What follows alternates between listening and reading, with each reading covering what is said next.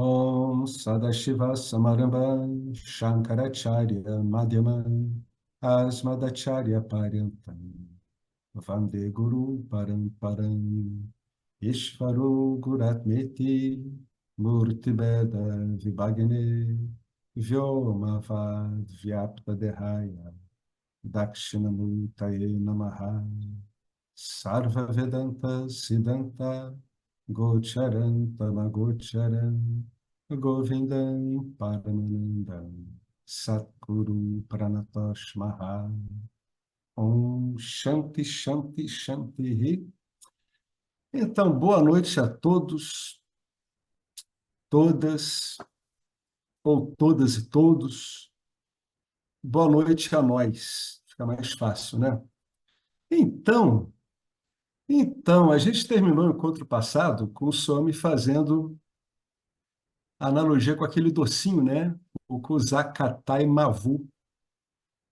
Ele dizendo que o entorno desse doce, assim, a cobertura dele, ela não é doce, né? Mas ela contém a doçura do interior, né? Que eles chamam de Purnam. Que engraçado, né? Purnam. E o que que é Purnam? Né? Purnam é como a gente chama Brahman, né? Um dos modos como a gente se refere a Brahman é Purnam, é o ilimitado. Então, mesmo que essa casca de pele, ossos, vísceras, etc., muitas vezes não seja assim muito confortável, e é verdade, muitas e muitas vezes não é confortável e nem agradável, o que que ela guarda, entre aspas, no seu interior é o ilimitado, é o doce. É o doce da vida como sendo a própria vida, né? As pessoas às vezes perguntam qual é o sentido da vida. O sentido da vida é você, né? Não tem nada além de você mesmo. Qual o sentido da vida? Você, ué. Você transcende qualquer dúvida que se possa ter sobre o seu sentido. Ele basta a si mesmo. Então, agora a gente vai entrar na aula número 16 do Swami, que ele vai começar, para valer mesmo, o segundo capítulo. O segundo capítulo, ele é o centro da Mundaka Upanishad, né? É o centro, é aqui que realmente começa o ensino.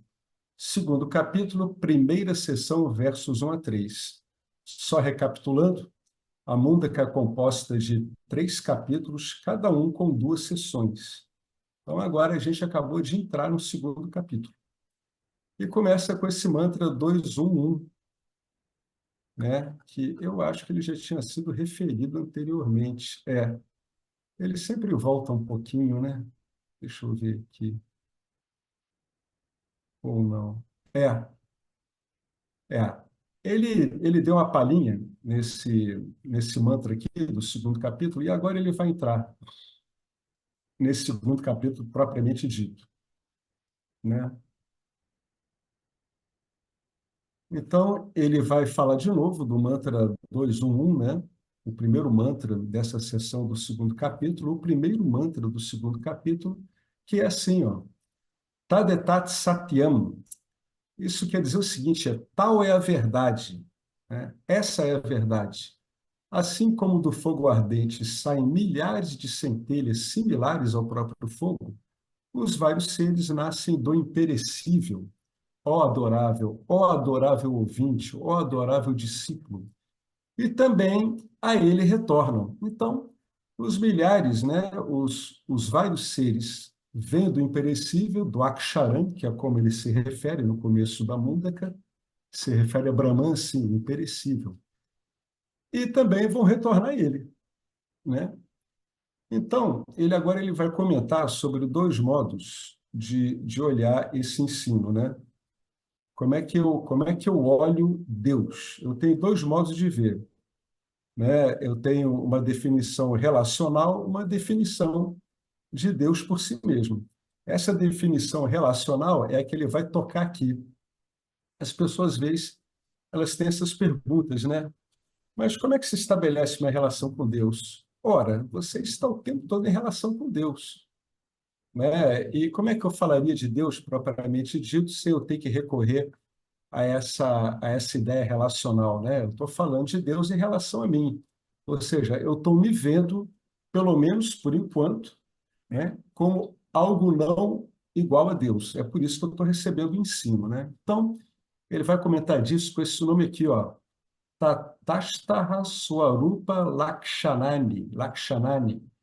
Neste segundo capítulo, o central da Mundaka Upanishad, obtemos o ensinamento principal do Vedanta, o qual é chamado na Mundaka Upanishad de Paravidya. Finalmente entramos em Paravidya, porque a Mundaka, inserida no contexto dele estar conversando com um praticante, com um religioso, ela teve que esgotar todas as dúvidas do aluno em relação à Paravidya.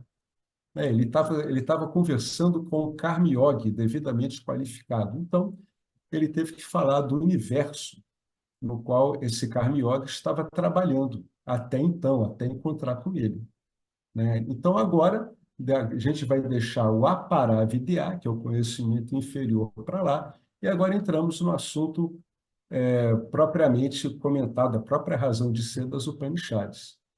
Anteriormente, falou-se de Aparavidya na forma de disciplinas preparatórias, chamadas Karma Yoga e Upasana Yoga. Todo mundo tem que passar também por elas, então chegar a Paravidya. Paravidya foi definido como Brahma Vidya ou Ishvara Vidya, mais ainda, Akshara Vidya, né, o conhecimento daquilo que é imperecível, Karana Vidya, o conhecimento daquele que é a causa. Quantos termos em sânscrito? Brahma Vidya, também chamado de Ishvara Vidya, Karana Vidya, Akshara Vidya, usaremos a expressão Ishvara Vidya, o conhecimento de Deus. É um tema muito importante, porque é descrito aqui o que é Deus, até onde você pode usar a palavra, né? É o esforço da Upanishad de veicular, através das palavras, aquilo que é ilimitado, né? Então, isso é um desafio para esse tipo de conhecimento. A Upanishad fornece duas descrições de Deus. É um tema muito importante, porque é descrito aqui o que é Deus olhado sob esses dois pontos de vista. A primeira descrição é chamada de Tatastha Lakshanana, a descrição de Deus em relação ao mundo. É relacional, né? Então, isso aí ele está atingindo o aluno. Esse aluno, ele está fazendo, está trazendo com ele ao Upanishad um nível de compreensão onde existe ele, onde existe Deus e onde existe o mundo. Então, para ir corrigindo, né, para ir facilitando o aluno, a Upanishad vai acertando essas arestas, né, que vão continuar a ser arestas, né? O objetivo da Upanishad, se conseguir transformar isso aqui no aparokshayana, que seria o conhecimento direto, é acabar com essas arestas todas. Eu, Deus e o mundo. Essa é a base do ensino não dual. Mas aqui ele está entrando cuidadosamente aonde está o aluno. O aluno está vendo um aluno, está vendo Deus, está vendo o mundo.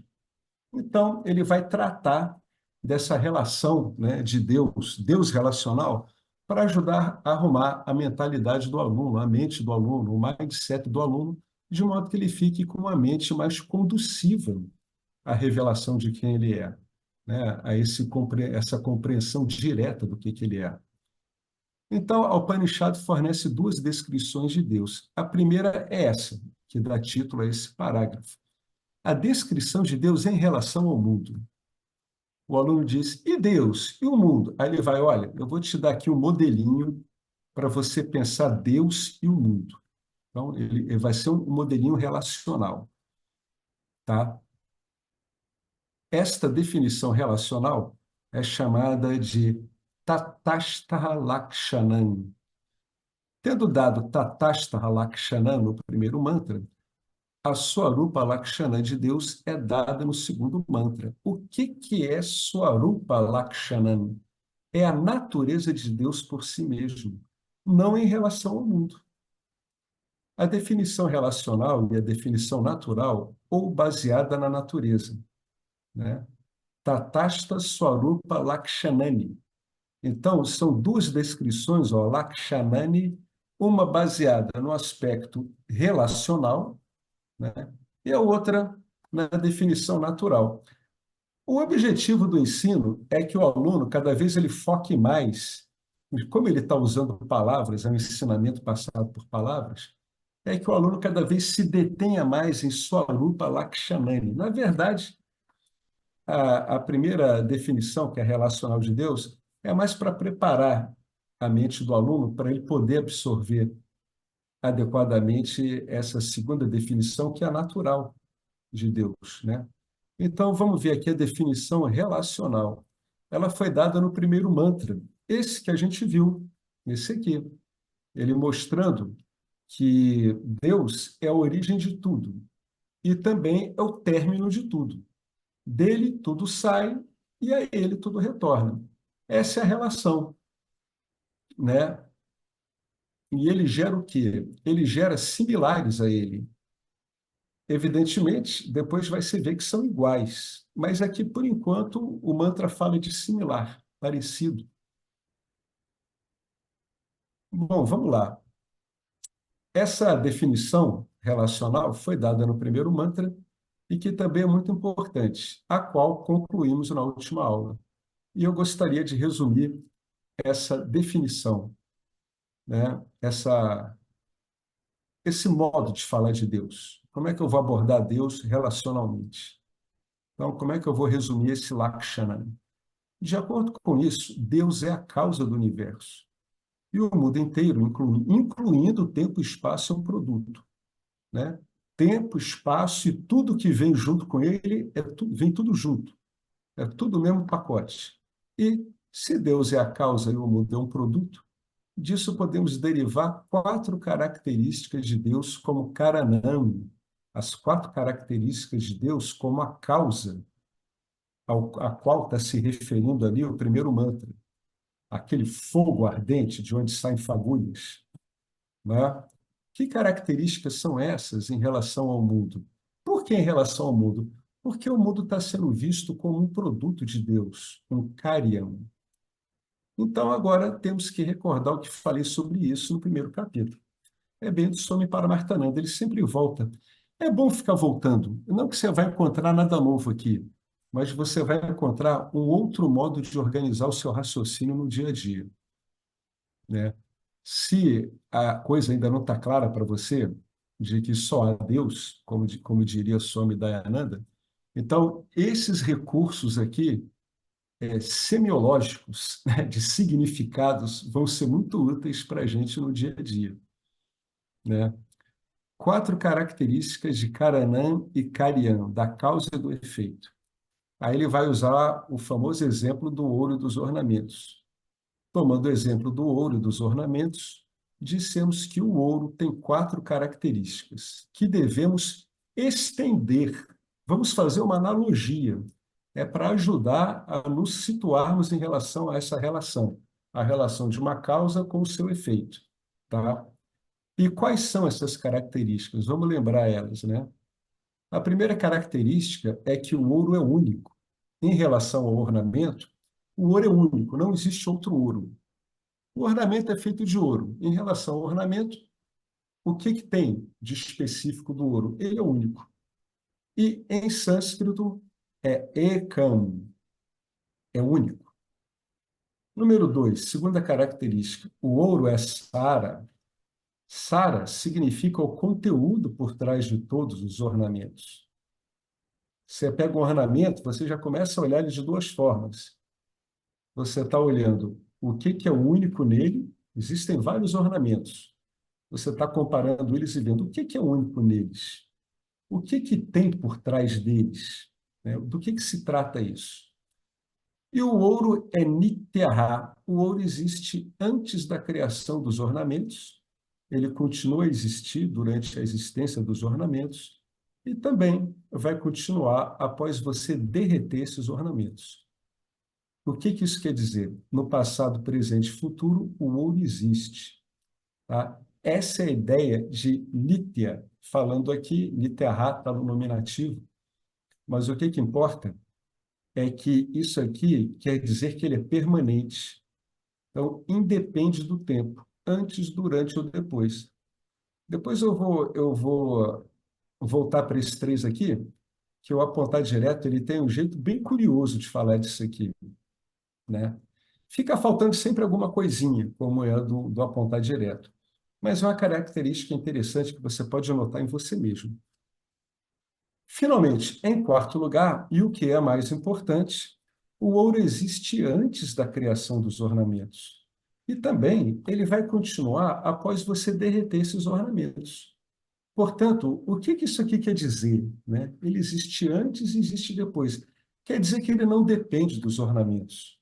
É por isso que às vezes você vê alguns sábios dizendo assim, ó, esse mundo é somente Namarupa, somente nome e forma. As pessoas estão encantadas, enfeitiçadas por nome e forma, tá?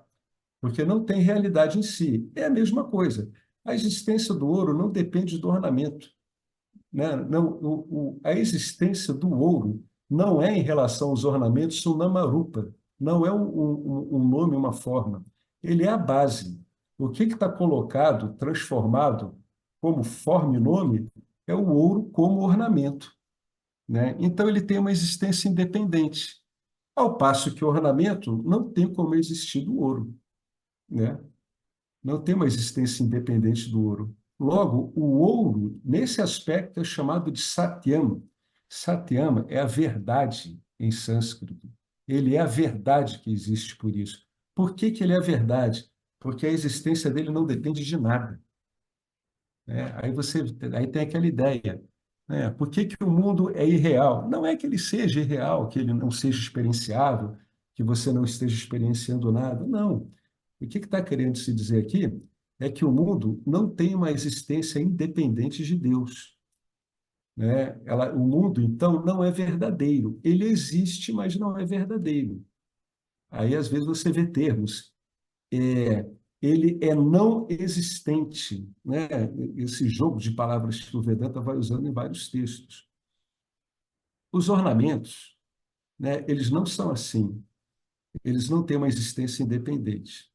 Então, essas quatro características do ouro, Eka, único, Sara, a essência, Nitya, permanente, e Satyam, que é a única verdade, é a única, é o único consistente aí, que tem uma realidade própria, não depende de nada, são essas características que devemos estender a Deus. E elas são, consequentemente, muito importantes, né? Isso aqui tudo a gente está vendo, o ouro, o Deus como causa, né, e o mundo como efeito. A gente está ali, ó, na primeira definição de Deus. Se alguém perguntar quem é Deus, que resposta devemos dar? Devemos dizer que é Ishvara, único, essencial, permanente e verdadeiro. Como lembrar as quatro palavras? Aí ele vai fazer uma brincadeirinha. Lembra aquelas musiquinhas de pré-vestibular, colégio, que você decorava um monte de coisa fazendo musiquinha? Ele agora vai fazer só um conjuntinho de letras. A gente continua esquecendo. Então você pega a primeira letra, E de Eka, S de Sara, N de Nitya e S de Satyam. Podemos chamá-lo Deus de ESNS, Essence, Essence em inglês, Essence, ou essência, de acordo com a escrita do e-mail. Todos vocês sabem disso, é a escrita móvel. Como você soletra essência, né? É no inglês, essence, ó, essence. Por isso que ele botou ESNS. Deus é o quê? É a essência do mundo. Eka Sara Nitya e Satyam. Portanto, qual é a consequência disso, dele ser a essência do mundo? É que a única estabilidade que existe é Deus. Somente Deus é estável. Somente Deus é a única fonte de segurança. Ele já agora já está falando das consequências de você compreender que só Deus é estável. Somente Deus é seguro. Agarre-se a Deus e você pode suportar as reviravoltas da vida. Esqueça Deus e a vida fica cheia de problemas. Pelo menos, a nível de compreensão imediata, os estudantes têm que compreender isso. né? Porque na investigação dele, ele vai ser sequestrado várias vezes por um monte de hábitos que o aluno tem, que são hábitos de se agarrar em coisas passageiras. Com coisas passageiras, eu estou, inclusive, falando dos avós, das pessoas, das profissões, etc. Né? Então, toda vez que a pessoa estiver se vendo, né, como se agarrando nisso de algum modo, ela deve ver que o que ela tem que se agarrar é a essência. Por exemplo, está se agarrando àquela pessoa. Ela tem que se agarrar à essência daquela pessoa. E qual é a essência daquela pessoa? É ela mesma, né? É ela mesma que está olhando isso, que está vendo, olha, eu estou me sentindo muito agarrado às pessoas. Qual é a essência dessas pessoas que eu estou me sentindo agarrado? É a minha mesma. Ah, não são corpos, não são mentes. Tudo isso é instável. A Upanishad faz um esforço tremendo para que o seu raciocínio, em termos de referência, fique cada vez mais sutil. Cada vez ele está focando aquilo que é mais sutil. Ele está enxergando. Isso é o que a gente chama de enxergar além da forma e do nome. Não é necessariamente você ter um terceiro olho aberto, ver outras dimensões, porque as outras dimensões vai ser mais um monte de nomes e formas, só que trabalhando com outras regras físicas, né? Não, é além disso, é a mesma essência em tudo, tá? Essa é a ideia da visão não dual, tá? Agarre-se a Deus e você vai suportar as reviravoltas da vida, porque Deus é algo que não está sujeito às modificações da vida. Esqueça Deus e a vida fica cheia de problemas. Qual o nome desses problemas? São as suas referências materiais, sejam elas densas ou sutis.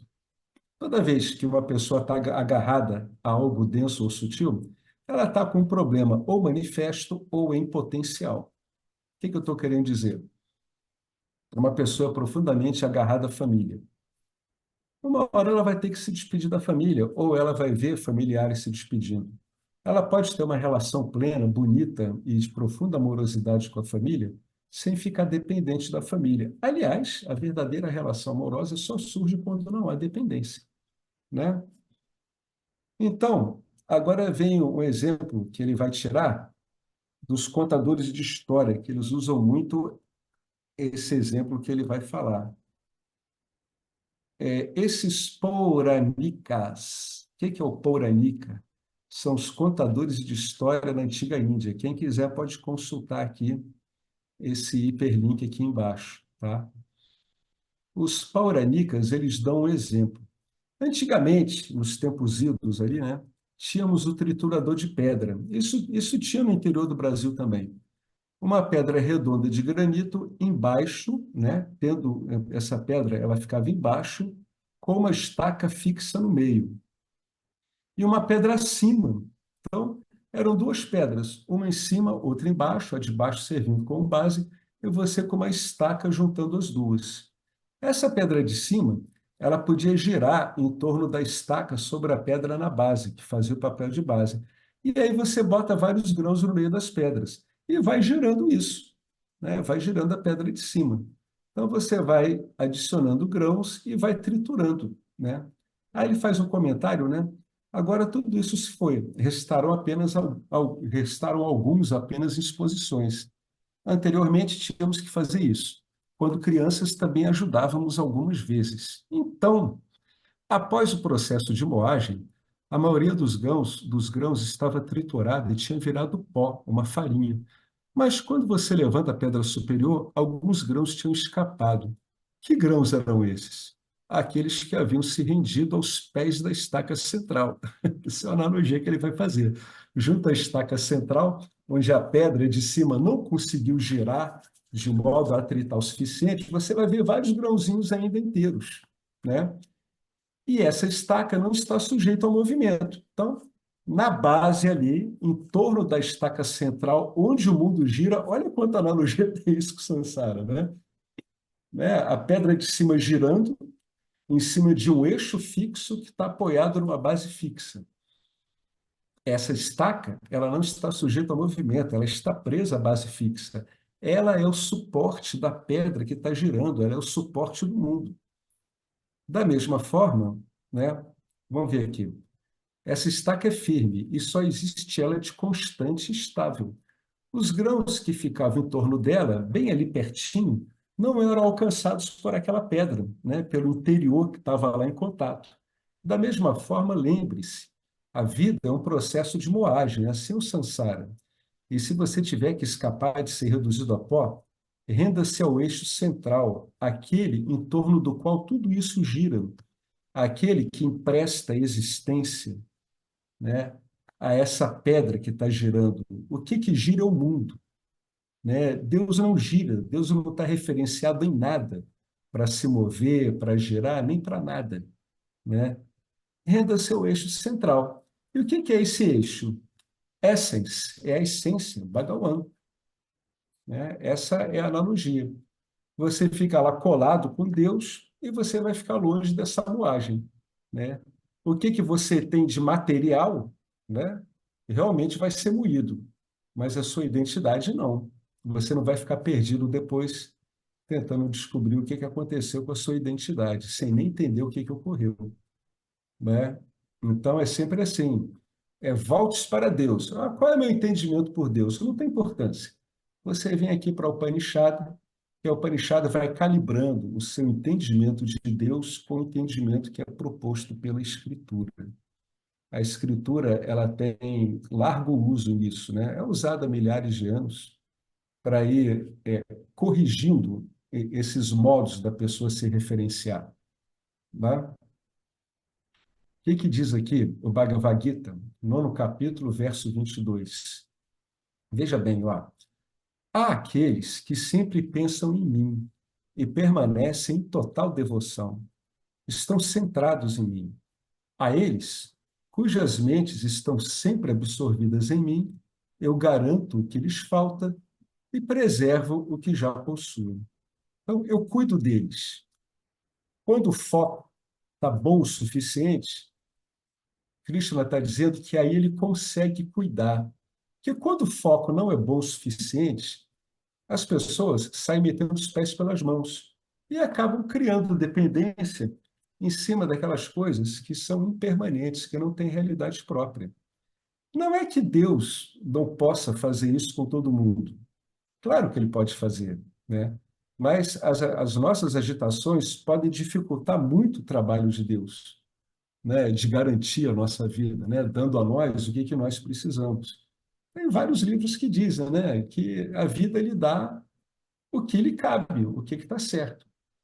Se o seu foco é confuso, se ele está voltado para fora, o que que você vai ter na vida? São vários apoios que vão gerar mais confusão ainda, né? É isso que ele está querendo dizer. O tempo todo, o Swami, ele procura sempre voltar o foco da pessoa para aquilo que é verdadeiro. Que, no fundo, por que que ele faz isso? Porque é a verdade que você é a verdade que nós somos. Ele está treinando o foco da gente a nos voltar para nós mesmos. Inicialmente está lhe dando uma ideia de Deus, mas a ideia é que esse foco se estabilize em você mesmo, né? É a autodependência, como ele fala no final, né? Aqui ele está tratando Deus como uma relação. Lembra? Ele dizia assim: a gente sai das coisas mundanas e vai para a dependência de Deus. E, finalmente, na visão não dual, a gente entra na autodependência, né? É um outro modo de olhar a si mesmo, né? O mundo não é confiável, Deus é confiável. Porém, isso não é suficiente. Saber que Deus é confiável. Ele vai explicar por quê. Sem dúvida, deveríamos ter em mente que Deus é confiável. Mas, igualmente importante, é compreender que o mundo não é confiável. Deus é confiável, nisso devemos meditar, é a nossa contemplação. Mas, igualmente, ou talvez mais, e nós somos pegos somente nisso, quem puder, grifa isso aqui, ó. Nós somos pegos somente nisso. Temos que meditar mais sobre o fato de que o mundo não é confiável, porque o mundo tem as quatro características opostas às características que nós vimos acima. É. Às vezes a gente bate o raciocínio aqui e a gente corre um pouco, né? Mas por que que o Swami está parando aqui? Porque é nisso que a gente fica preso. De algum modo, nossos condicionamentos, nossa ignorância, o que que ainda tem de ignorância, acaba fazendo com que a gente deposite alguma ficha, né, de identidade nossa no mundo. Isso às vezes é muito sutil, né? As pessoas às vezes que estão tendo contato inicial com o Vedanta, elas ainda não têm noção de como os agarramentos dela, o mundo manifesto, o mundo mais sutil, eles são muito delicados às vezes, são difíceis de perceber, né? Você consegue percebê-los melhor quando você vai assimilando o que que ele falou aqui. É importantíssimo saber que Deus é confiável, mas, ao mesmo tempo, é importantíssimo e definitivo você saber de uma vez por todas, profundamente, que o mundo manifesto, Namarupa, não é nada, não é algo confiável. Por quê? É o que ele escreveu aqui. Por que que isso é importante? Porque a gente é apanhado só nisso. Várias vezes a gente fala nesses encontros que o nosso problema é mítea, é a aparência. Namarupa, é o universo que não tem realidade própria. Esse é que é o nosso problema, por isso que a gente complica. O que que nós somos não tem problema nenhum. E o que que nós não somos, em essência, também. Mas é que a gente toma aquilo que nós não somos pelo que somos. Esse que é o problema. Por isso que o Vedanta tem tanto texto, a gente já falou isso várias vezes também. É para lidar com esse número sem fim de agarramentos. O que que esse monte de texto do Vedanta mostra? Mostra que os modos da nossa mente, do nosso corpo sutil se agarrar nas coisas são muito criativos, são infindáveis. Na finitude da mente, as opções de engano que ela te dá são infindáveis. E, ao mesmo tempo, ela traz nela as ferramentas necessárias para que você saia desse engano, usando o quê? O próprio instrumento com o qual você se engana. Eu me engano com a mente e depois eu instruo a mente e eu desfaço o engano usando a própria mente. É uma ferramenta. Quando usada de modo ignorante, ela prende. Quando usada de um modo orientado, coordenado, usando um pramana desse, um meio de conhecimento desse, a mente aí ela vira um instrumento de saída. Você usa isso para você sair, né? E agora ele vai falar aqui das quatro características opostas às que a gente viu lá em cima. O Swami quer que se medite muito isso sobre o mundo. Ele vai te dar quatro características sobre o mundo manifesto, seja ele sutil ou denso, e você vai observar que seja lá o que que você estiver lidando, né, de um modo denso ou sutil, experiências místicas. Você está lidando com o papel higiênico do seu banheiro, que uma hora acaba, a experiência mística acaba também, né ou não, né? O seu corpo acaba também, né? Seja lá com o que que você está lidando, ele quer que você enxergue isso aqui, ó. Quais são as características desse mundo manifesto, seja ele sutil ou denso? A primeira é a negação daquele de cima, ó. Aneca, muitos, né? São muitos. São muitos Namarupa. É por isso que a gente se confunde. Muitos Namarupa, né? É só a gente parar e ver essa infinidade de coisas que tem por aí. Qual é a outra? A outra, deixa eu ajeitar a tela aqui. A outra é essa aqui, ó. A Sara. O que que é a Sara?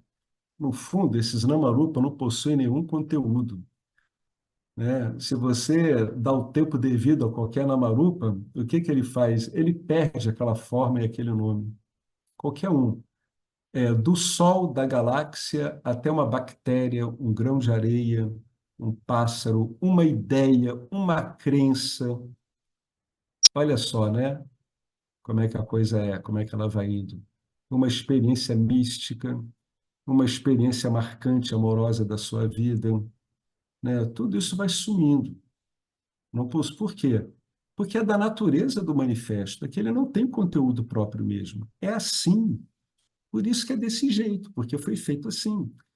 Assim como um ornamento nada mais é do que o nome e forma, esse mundo inteiro é apenas uma mudança contínua de nome e forma.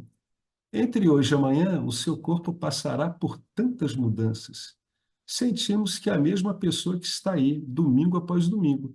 Mas mesmo ao longo de um dia, há tantas mudanças. E em uma semana serão quantas delas, né? Acharam significa sem âmago, nome e forma, né? Veja bem, tem uma brincadeira que o Apontar Direto faz aqui, ó. Como é que você sabe que você está mudando? Né? Como é que eu sei que eu estou mudando? Eu sei de mim desde que eu sou criança, né? E agora eu estou indo para a velhice. Como é que eu sei de tudo isso, né? Eu sei que a minha mente mudou. A mente que eu tinha quando era criança não é mais a mente que eu tenho quando fiquei jovem, nem quando eu fiquei adulto, e nem agora quando eu estou envelhecendo. Tudo isso vai passando. Como é que eu sei disso? Eu sei disso porque tem algo aqui que não é um algo que é estável. Se você olhar bem, é o mesmo. É por isso que muitas pessoas envelhecem e não têm a noção de que estão envelhecendo. Elas só têm a noção de que estão envelhecendo quando o corpo começa a dar problema e a mente. Aí elas se dão conta. Eu vi um comentário no jornal de um italiano que ele passou muitos anos em coma. E ele saiu do coma. Você sabe qual a lembrança que ele tinha? Ele começou a achar que ele estava em 1982. Olha só, ele tinha esse elo de ligação, é o mesmo. Só que a mente dele quebrou em termos de registro num determinado espaço de tempo. Mas ele se reconhece como o mesmo, né? Você é esse Aksharan, né? Aquele imperecível, né? O apontar direto sempre remete diretamente a isso. É o último pulo que eles dão, mas aí não prepara a pessoa fica cheia de dúvidas, né?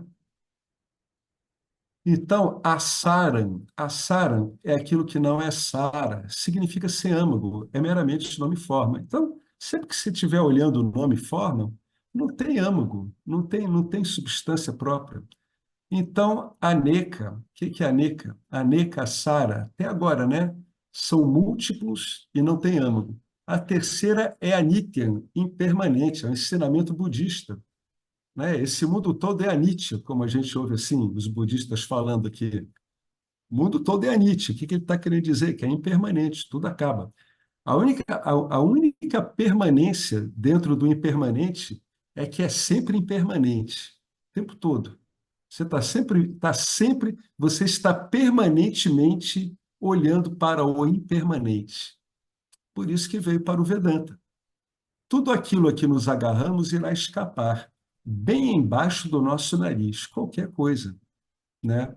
Aí ele cita outro verso aqui da Bhagavad Gita, outro verso da Bhagavad Gita. Ó filho de Kunti, que é um outro modo de se falar de Arjuna, né? Porque a mãe dele era Kunti, Kunti. Ó filho de Kunti, o contato dos sentidos com os objetos dos sentidos gera percepções fugazes de felicidade e angústia, que são impermanentes e vêm e vão, como inverno e verão. Ó descendente de Bharata, devemos aprender a tolerá-las, o que essas percepções fugazes, ó, sem perturbação. Como é que eu tolero sem perturbação? Né? Bancando o grão que fica agarrado na base da roda de granito, né? Eu me volto para aquilo que é permanente. É assim que a gente lida com as vicissitudes da vida, né? Olha como é que o Krishna está descrevendo bem como é que a pessoa se perde. Olha, o contato dos sentidos. Ele está dizendo que você se perde na experiência, gera percepções fugazes de felicidade e angústia. Por que são fugazes? Porque não duram nenhuma delas, né? Nada bom dura experiencialmente e nada ruim dura em termos experienciais também. Krishna está dizendo aqui como é que a pessoa se perde, né? E como é que eu tolero sem perturbação? Depois do ensino ele vai falando, né? Mas aqui a gente já pode adiantar, porque a gente está lidando com a Upanishad, né? Como é que a gente vai lidar com essa perturbação? Se agarrando aonde não há perturbação, voltando-se para aquilo, entre aspas, onde não há perturbação. Assim, algo, qualquer coisa chega a você, e antes que você se dê conta, irá embora. Nenhuma dessas coisas é confiável. ame-as, sirva-as, mas não se apoie emocionalmente nelas. Esse é o papel da devoção. A devoção tira o seu vínculo emocional dessas flutuações e joga teu vínculo emocional para Deus. Entendeu? Por isso que a devoção, a gente já falou isso várias vezes aqui também, ela tem um papel extraordinário em estabilizar as emoções das pessoas. Para apoio emocional, volte para a essência, Bhagavan. Então, tá aí, ó, né? Namarupa são vários, não tem essência própria, é tudo impermanente. E, finalmente, mais importante, a Satyam. Lembre-se de ambos. Bhagavan, Eka, Sara, Nitya e Satyam. E o Prampachaha, o mundo, né, manifesta, outro modo de falar, Prapanchaha, é Aneka, né, são vários. A Sara não tem essência, a Nitya é impermanente, a Satyam não tem uma realidade própria, não tem realidade própria. Tudo se decompõe. Namarupa jamais é fixa. Fica um tempo com aquele nome, com aquela forma, e dali a pouco some. Vai ser usado para produzir outro Namarupa, em outro contexto. Esta é a mensagem central desta sessão. É essa aqui, né? As características do mundo, de Namarupa e de Deus, elas são opostas. Opostas, né? Por isso que, em termos de referência, elas são irreconciliáveis. Não há como conciliar as duas, né? Ou a pessoa se agarra a esse mundo mutável, ou se agarra àquele que dá existência ao mundo, né? Não há como conciliar os dois. Ou a sua referência está num lado ou está no outro. É uma coisa bem binária essa, bem binária. Por isso que é fácil decidir. Namas Rupas manifestos e não manifestos. Isto a Upanishad quer elaborar. O que ela quer elaborar? Como de Bhagavan o mundo inteiro evoluiu. Em Bhagavan, que é o Karanam, que é a causa, o mundo todo de Namarupa já existe em forma não manifestada, né? Porque a lei é a seguinte, ó, somente o que existe pode evoluir. O inexistente, aquilo que não tem existência, não pode evoluir. O mundo não existente não pode evoluir. Por quê? Porque ele não existe, né? Ele não existe, não está estabelecido, ele não tem existência própria, né? Ele existe em forma potencial, mas ele já existe.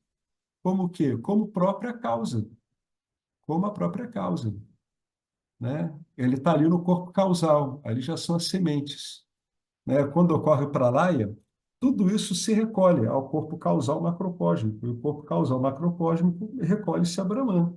Então está tudo potencial, já está tudo existindo. Todos os Namarupas devem ser potencialmente existentes. Por quê?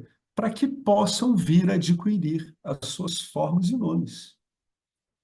Assim como num pedaço de ouro, todas as diferentes formas já estão lá em potencial, vai depender do olho do ourives, né? Que joia ele está enxergando ali? O que ele vai fazer com aquela joia? Mas ela já está lá. Também, Bhagavan, todos os Namarupas estão em forma não manifestada, antes do Big Bang. Em linguagem cosmológica, antes do Big Bang, todos os Namarupas estavam em forma potencial.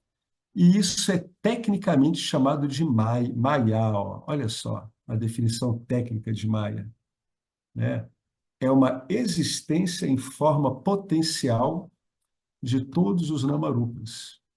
Você não pode olhar para Maya só com o enfoque de que isso é uma ilusão. Não. Se você sabe que Maya é Maya, você não vai ser perturbado pela capacidade de ilusão dela, né?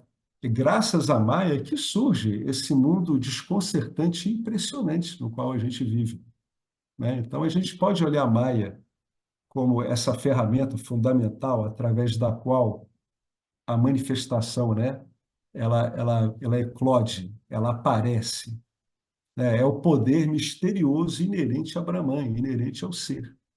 Isso é tecnicamente chamado de Maya. né? É os Namarupas em forma potencial. São essas as palavras profundas do Vedanta. Qual é a definição de Maya? Nomes e formas não manifestas.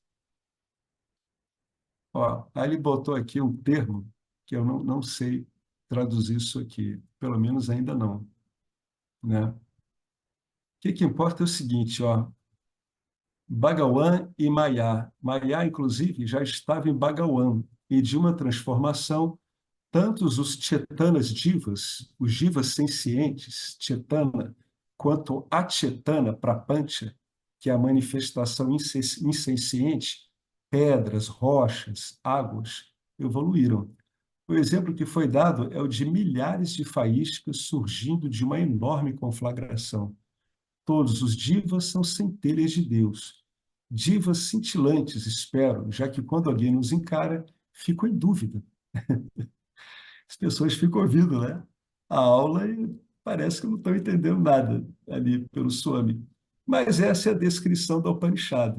Até que vimos. Sendo importante, eu tive que fazer uma breve recapitulação. Foi o que ele recapitulou. Então, onde a gente estava? A gente estava numa relação. Qual é a relação, em última análise? Né? Ele descreveu ali um modo de olhar para Deus de modo conforme uma relação. Qual é a relação? Bhagawan e Maya é Deus e esse conjunto de formas imanifestas, e depois vão ser manifestas. Né? Aquela expressão ali, que eu não sabia o que que era, ó, Avyākrita Namarupa Maya, é exatamente o que está escrito aqui. Avyākrita quer dizer não manifesto, não desdobrado. Então, o que que é Maya, tecnicamente? É o que que o Swami falou mais acima.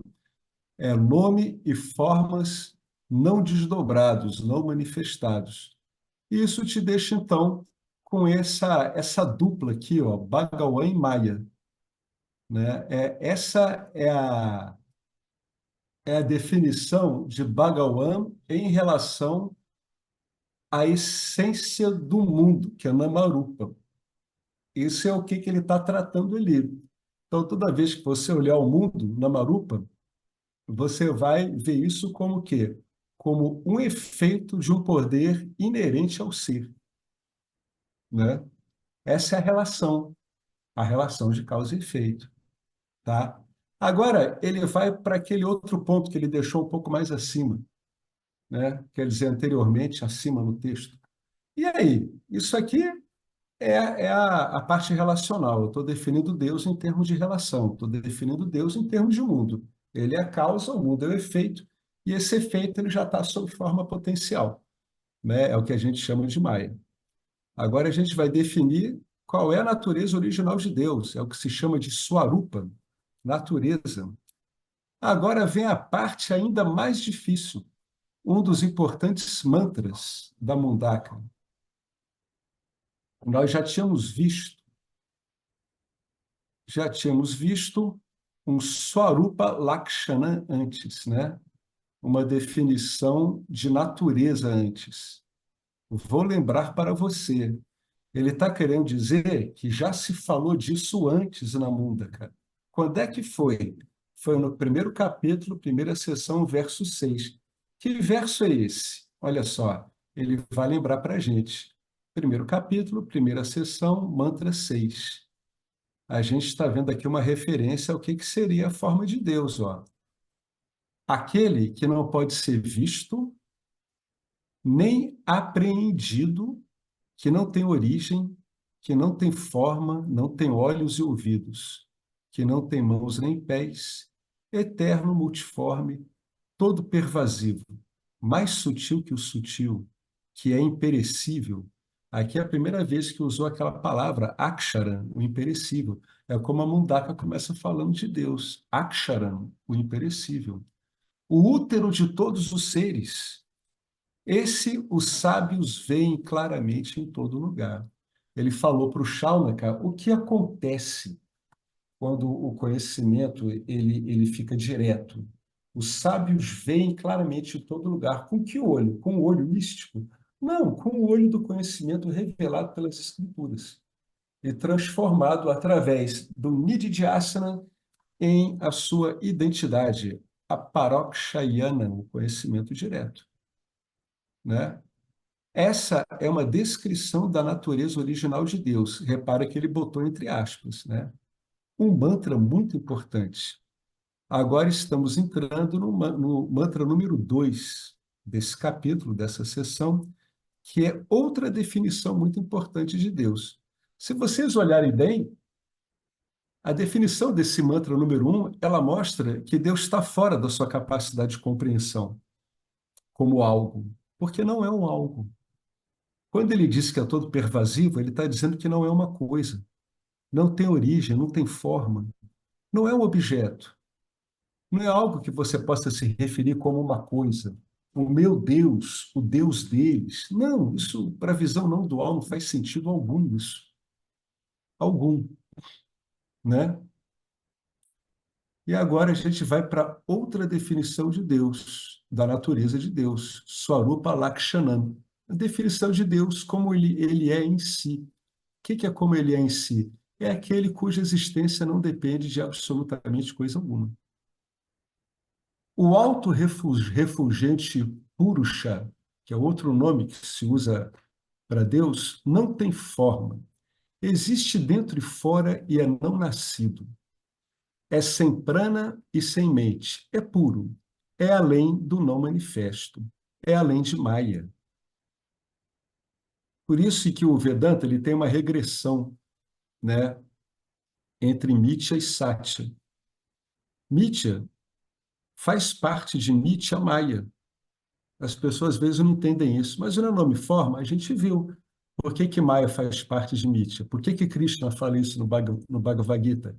Ele disse que o campo é composto do não manifesto no Bhagavad Gita. Por causa disso aqui, por causa dessas Upanishads, que estão dizendo que isso aqui faz parte do mundo não manifesto, mas ele já está em forma potencial.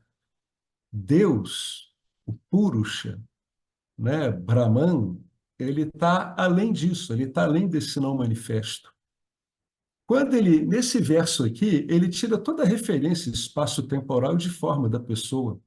Logo, ele não é um objeto para o conhecimento mental. Olha que interessante. Embora o conhecimento ocorra na mente, mas não adianta a mente tentar tratar a compreensão de Deus como ela trata a compreensão de qualquer objeto. Inclusive, aí ideias sutis, inclusive ideias muito delicadas, crenças delicadas, outras dimensões. Ó, o auto-refulgente Purusha, aquele que é evidente por si mesmo, o auto-refulgente, não tem forma, ele existe dentro e fora, ele não tem localização espacial, é não nascido, não tem começo. Aquilo que é não nascido não tem como terminar, é sem prana, né? Ele não tem esses vaius de energia que configuram depois as funções fisiológicas das pessoas, ele não tem movimento e é sem mente. Ele não depende da mente. Ele está querendo dizer que Deus não depende de nada disso, que é o contrário, tudo isso depende de Deus. Deus independe do prana, independe da mente, ele é puro. É isso que quer dizer que, quando se fala que Deus é puro, tá? As pessoas às vezes confundem.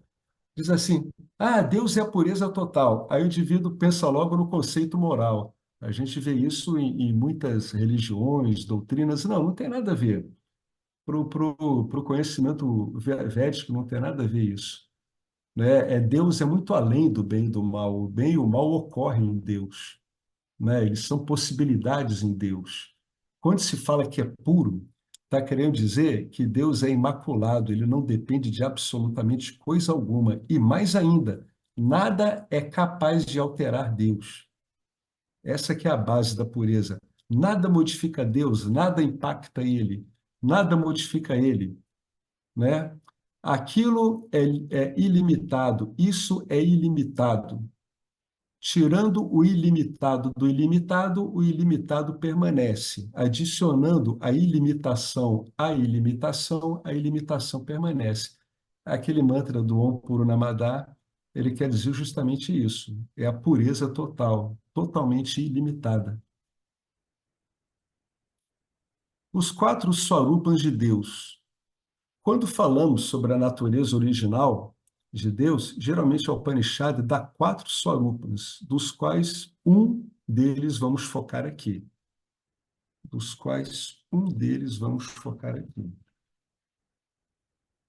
4 swarupas são Sat, Chit, Ananda e Ananta. Ananta com T, de tatu, tá?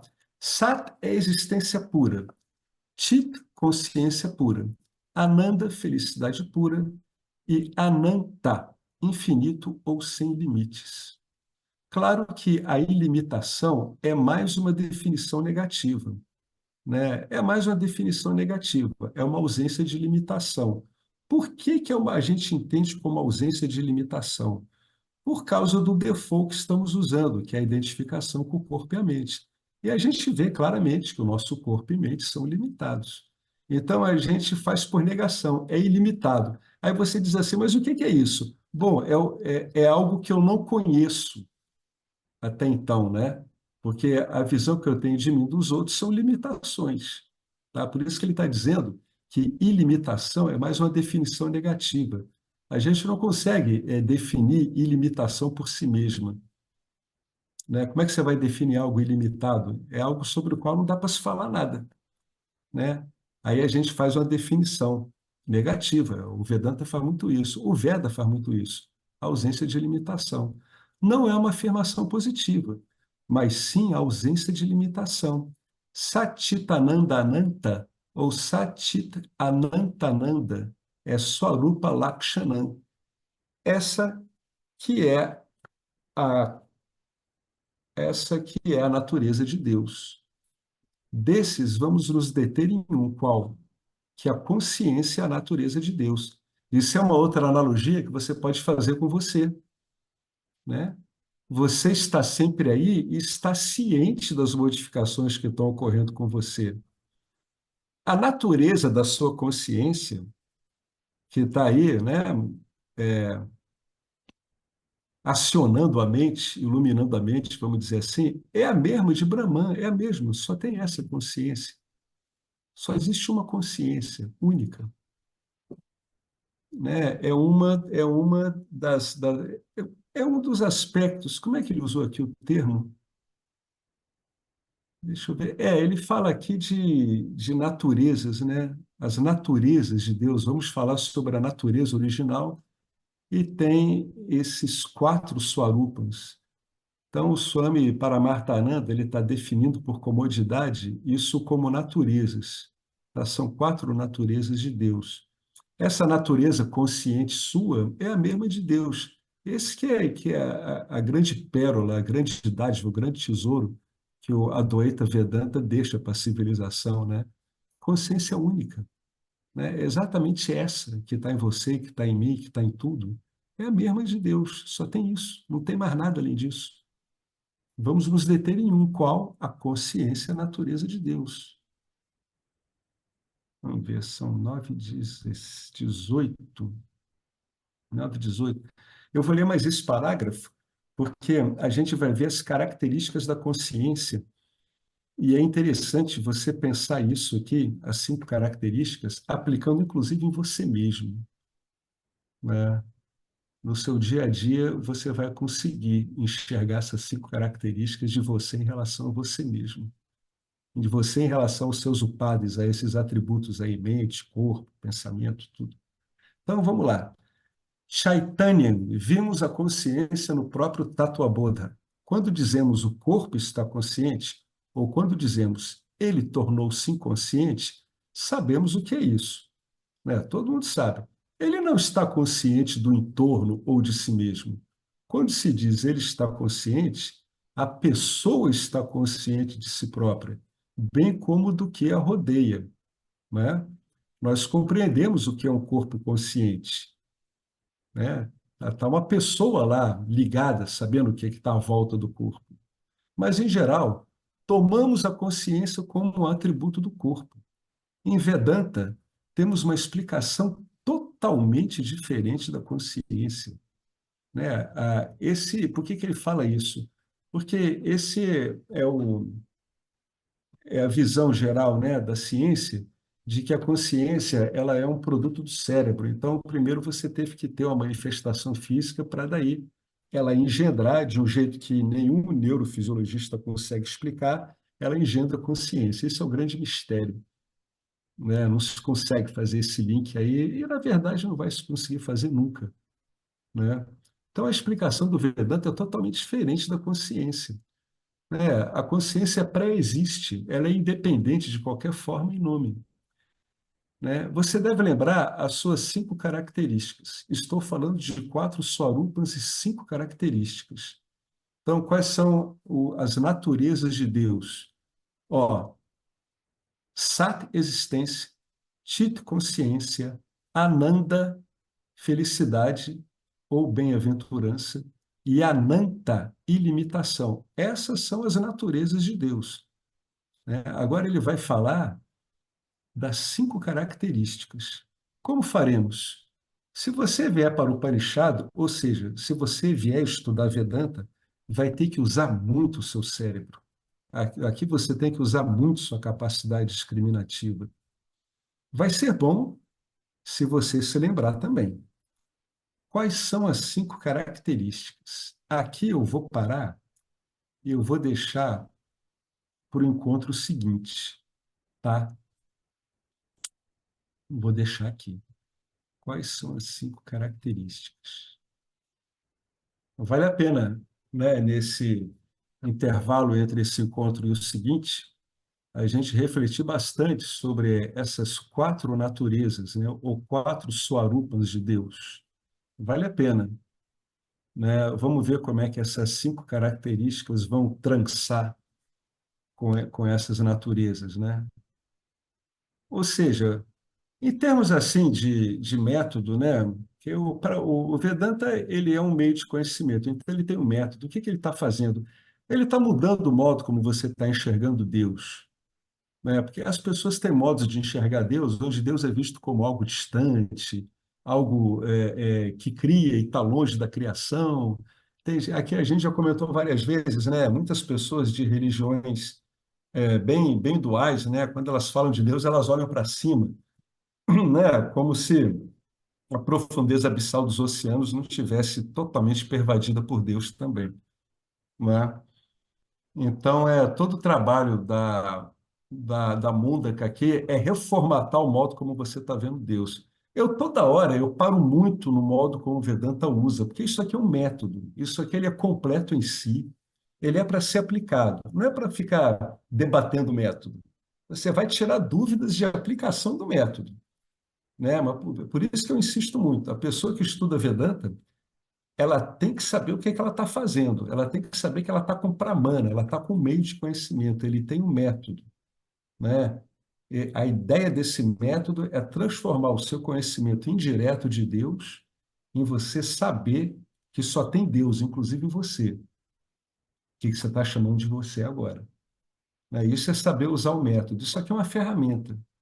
Se ela for usada com cuidado, de modo minucioso, como está mostrando o Swami aqui, ela vai reformatando a sua mente de modo que uma hora você vai ler o Mahavakya, né, um grande enunciado do Vedanta, Tatuamasi, Brahman Amasmi, eu sou Brahman, eu sou isso, aquilo, e isso vai bater em você como se fosse uma lamparina, vai clarear assim, vai ficar claro o que é isso, né? E depois você vai ter só que ir trabalhando isso de modo que isso fique firme. E o próprio Vedanta também dá muito recurso para isso, tá?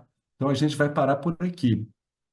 Vamos refletir sobre esse método, sobre como a gente pode usá-lo melhor, né? É importante, a pessoa tem que saber o que ela está fazendo. É por isso que o Swami disse aqui, ó, se você veio aqui para o Upanishad, para o Vedanta, você vai ter que usar o seu cérebro.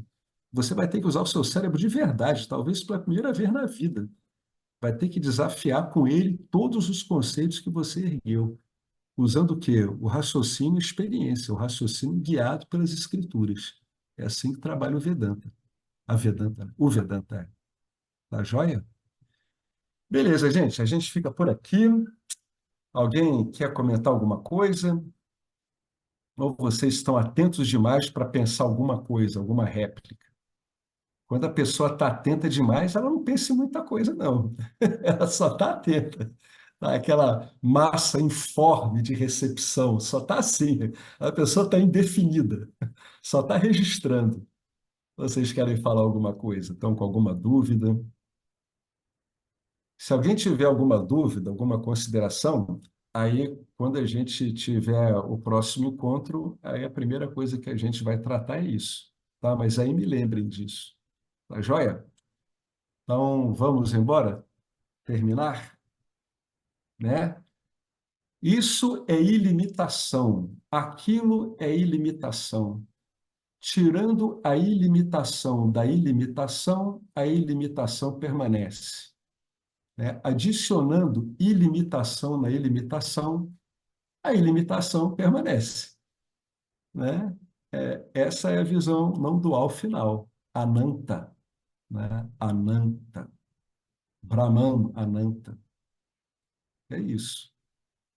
Tá joia? Om Purnamada Purnamidam Purnat Purnamudachyate Purnasya Purnamadaya Purnameva Vasishyate Om Shanti Shanti Shanti Harihi Om Shri Guru Pyo Namaha Harihi Om. Gratidão ao Dakshinamurti, gratidão a toda essa linhagem de ensino, né, percorrendo através dos milênios, professores e alunos, e gratidão a nós, e gratidão a tudo por podermos estar aqui e compreender o que está sendo colocado. Tá joia? Tchau, gente. Até a próxima. Bom final de semana para vocês. Amanhã sextou, hein? Já é final de semana. Outro modo, tá vendo? Outro modo de olhar sexta-feira. Sextou. Já era, morreu a semana. Tá vendo como a gente pode brincar com a cabeça? Isso é que é usar o cérebro. Tu vai mudando tudo. Vai mudando os programinha todos, né? Bem orientadamente, ela muda os plugs todo. Tudo de lugar, vai ressignificando tudo. Tá joia? Tchau, sempre um prazer. Tchau, gente.